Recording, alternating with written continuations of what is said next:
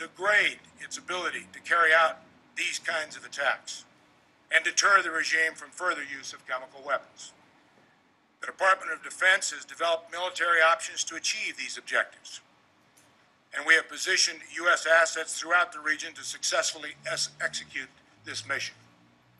We believe we can achieve them with a military action that would be limited in duration and scope. General Dempsey and I have assured the President that U.S. forces will be ready to act whenever the President gives the order. We are also working with our allies and our partners in this effort. Key partners, including France, Turkey, Saudi Arabia, United Arab Emirates, and friends in the region have assured us of their strong support of U.S. action. In defining our military objectives, we've made clear that we are not seeking to resolve the underlying conflict in Syria through direct military force. Instead, we are contemplating actions that are tailored to respond to the use of chemical weapons. A political solution created by the Syrian people is the only way to ultimately end the violence in Syria. And Secretary Kerry is leading international efforts to help the parties in Syria move toward a negotiated transition. A transition that means a free and inclusive Syria. We're also committed to doing more to assist the Syrian opposition. But Assad must be held accountable for using these weapons in defiance of the international community. Having defined America's interests and our military objectives, we also must examine the risks and the consequences of action, as well as the consequences of inaction. There are always risks in taking action. The Assad regime, under increasing pressure by the Syrian opposition, could feel empowered to carry out even more devastating chemical weapons attacks without a response. Chemical weapons make no distinction between combatants and innocent civilians and inflict the worst kind of indiscriminate suffering, as we have recently seen. A refusal to act would undermine the credibility of America's other security commitments, including the President's commitment to prevent Iran from acquiring a nuclear weapon. The word of the United States must mean something.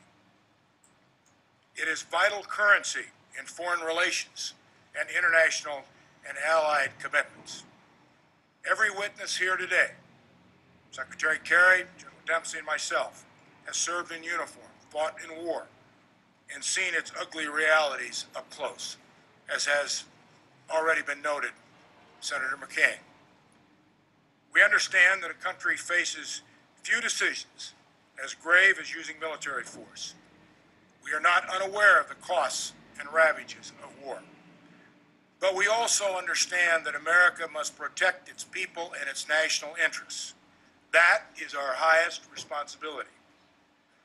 All of us who have the privilege and responsibility of serving this great nation owe the American people, and especially those wearing the uniform of our country, a vigorous debate on how America should respond to this horrific chemical weapons attack in Syria. I know everyone on this committee agrees and takes their responsibility of office just as seriously as the President and everyone sitting at this table. Thank you, Mr. Chairman. Thank you, Secretary Hagel, and I know that General Dempsey is available to answer questions from the members of the committee. And in that regard, let me start off by urging members tomorrow there will be a intelligence briefing for the committee on both the issues at hand as well as potential military action. So in this setting, we are obviously somewhat constrained about what we might discuss with greater specificity tomorrow. Mr. Secretary, you make and have made a compelling case, and I think it's important, and I appreciate you reiterating the high degree of confidence that exists in our intelligence assessments. I think those are conditions precedent to be able to move forward. This weekend, I was at a soccer tournament, and I had a group of moms come up to me and say, Senator, we saw those pictures. they're horrific. Can't imagine the devastation those parents must feel about their children. But why us? Why us?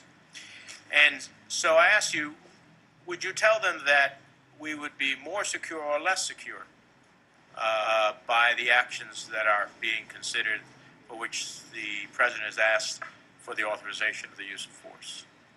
Senator, I would say unequivocally that the president's actions will make us more secure, less likely that Assad can use his weapons or chooses to use his weapons, and the absence of taking the action the president has asked for will in fact be far more threatening and dangerous and potentially ultimately cost lives. And do you consider the consequences of inaction greater than the consequences of action? I do. General Dempsey, what do we envision in broad terms this potential military campaign to be in terms of its effect? What do we expect at the end of any authorized action to see the results look like? What is our expectation? Thank you, Chairman. The task I've been given is to develop military options to deter, that is to say, change the regime's calculus about the use of chemical weapons and degrade his ability to do so. That is to say, both activities directly related to chemical weapons themselves, but also potentially the means of employing them. And anything further than that, I would prefer to speak about in a classified setting. I understand it. Let me ask you this. In the process of achieving those two goals that you just outlined, would there not be a collateral consequence to the regime of further degrading its overall capabilities? Yes.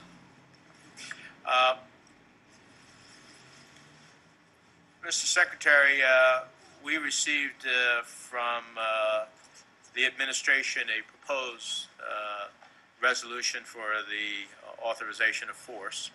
And of course, that is a negotiation between the Congress and the administration. Would you tell us whether you